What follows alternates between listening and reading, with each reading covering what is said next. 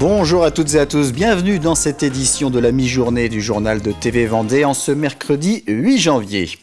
Et ce mardi 7 janvier était marqué par un triste anniversaire, celui des 10 ans de l'attentat contre Charlie Hebdo, causant la mort de 12 personnes, dont 8 collaborateurs du journal satirique et 2 policiers. Les 2 jours suivants, 2 autres attaques étaient perpétuées à Montrouge et dans une supérette cachère, faisant 5 victimes supplémentaires. Un hommage national a été rendu aux victimes hier. En Vendée, un rassemblement est prévu samedi prochain à 11h devant la préfecture. Une manifestation organisée par l'association Les Amis de Samuel Paty en collaboration avec l'Observatoire de la laïcité et la Ligue de l'enseignement.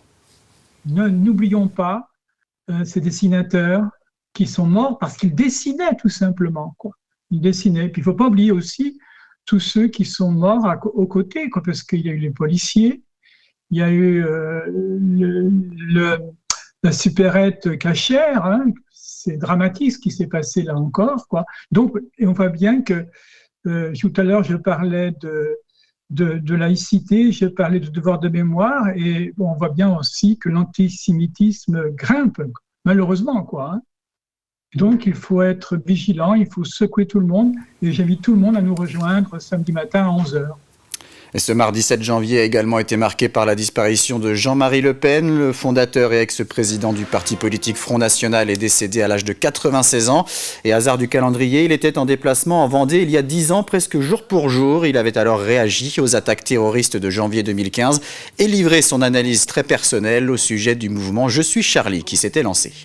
Je ne suis pas Charlie parce que je trouve assez scandaleux et même l'escroquerie politique qui consiste à transformer le mouvement tout à fait sympathique des gens en faveur des victimes d'un crime qui a été commis et de désaveu et de condamnation des gens qui l'ont fait en un mouvement politico-médiatique, commercialo-médiatique qui consiste à faire vendre le contenu politique de Charlie Hebdo, qui est un contenu d'extrême gauche, et à faire vendre aussi le journal à des millions d'exemplaires. Je trouve ça assez choquant, sincèrement.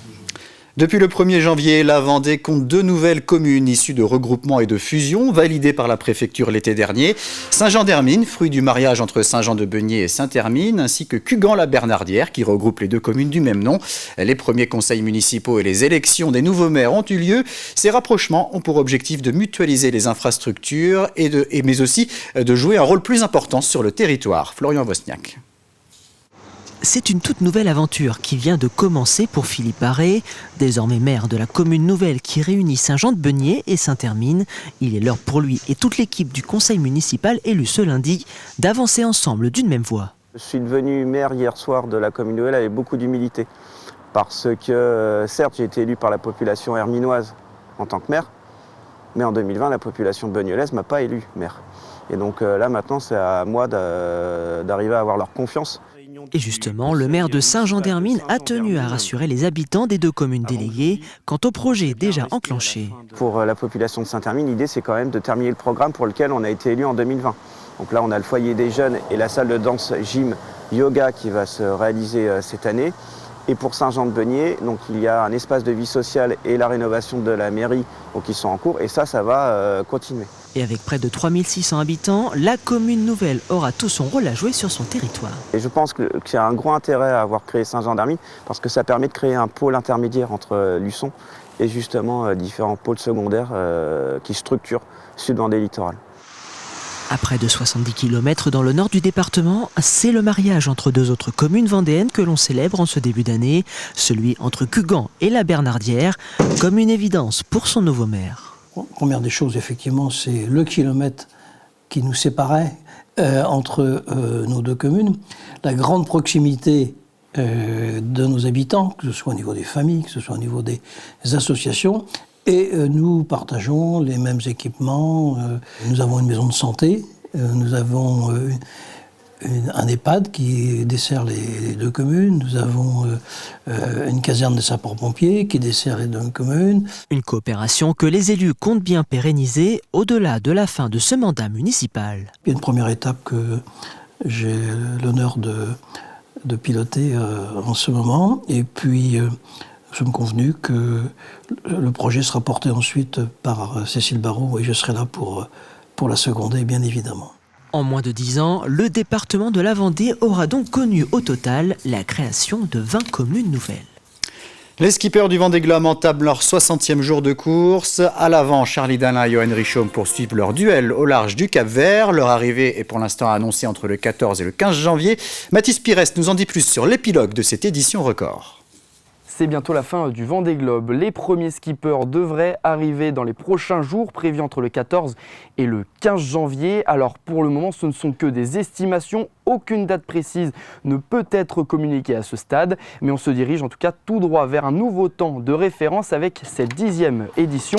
Armel Lecléache, avec ses 74 jours et 3 heures établis lors de l'édition 2016, ne serait donc plus le recordman de l'Everest des mers. Le nouveau record du monde pourrait être établi en 66 à 67 jours.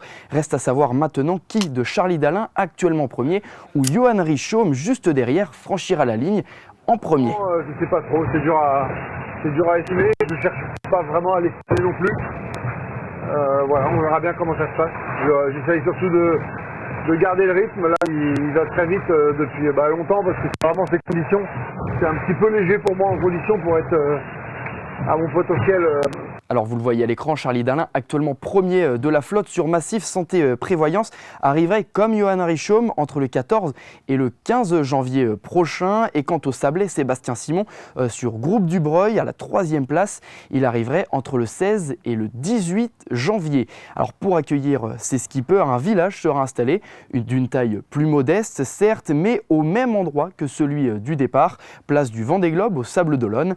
Et sur place, vous pourrez suivre la remontée du chenal et vous balader dans le village ouvert jusqu'à la dernière arrivée. Et à ce sujet, la fin du Vendée Globe est prévue pour la mi-février. 16 jours séparent le premier Charlie Dalin au dernier Denis Van Winberg.